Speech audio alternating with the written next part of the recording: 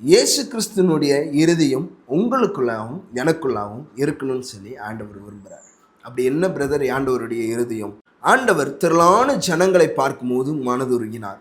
வியாதிஸ்தர்களாக இருக்கட்டும், ஏதோ ஒரு தேவையோடு இருக்கிற ஜனங்களாக இருக்கட்டும், பாவத்தில் இருக்கிற ஜனங்களாக இருக்கட்டும், அவர்கள் எல்லாம் பார்க்கும்போது அவர் மனதுருகின ஒரு நல்ல தகப்பனாக இருந்தார். இன்னைக்கு நம்மளுக்குள்ளேயும் அந்த மன உருக்கம் வேணும்னு சொல்லி ஆண்டவர் விரும்புகிறார். நம்ம இன்னைக்கு நிறைய பேர் என்ன செய்கிறோம் அப்படின்னா, மற்றவருடைய குறைகளை பார்த்தா இந்தா இவர் விழுந்துட்டார் பாருன்னு சொல்லி சந்தோஷப்படுகிறவர்களாக நாம் இருக்கிறோம். அவ்வளோதான், அவங்க ஊழியமே முடிஞ்சு போச்சு அப்படின்னு சொல்லி பிசாசு என்னமோ சந்தோஷப்படுறானோ இல்லையோ, நம்ம அதிகமாய் சந்தோஷப்படுகிறவர்களாக இருக்கிறோம். ஆண்டவர் சொல்கிறார், இயேசுவின் இருதயம் உங்களுக்குள்ளேயும் எனக்குள்ளேயும் இருக்கும் என்று சொன்னால் நிச்சயமாய் நம்ம அந்த காரியத்தில் சந்தோஷப்பட மாட்டோம்.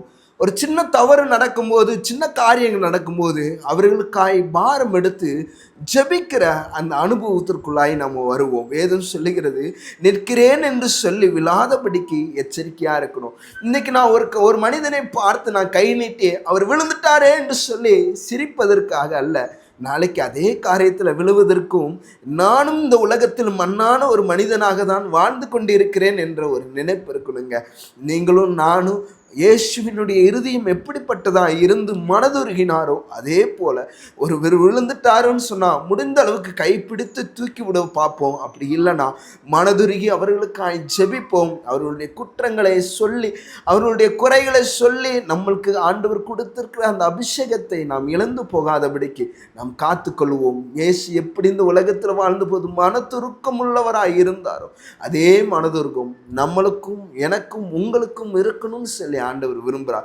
மனதுருகிற தேவனை ஆராதிக்கிற நாமும் மற்ற அழிந்து கொண்டிருக்கிற ஜனங்கள், அழிந்து கொண்டிருக்கிற மக்களுக்காக மனதுருகி வேண்டுதல் செய்வோம். அந்த ஜெபம் விலையேற பெற்றது அநேகர நித்தியத்திற்குள்ளாய் சேர்க்கும். கர்த்தர் உங்களை ஆசீர்வதிப்பார்.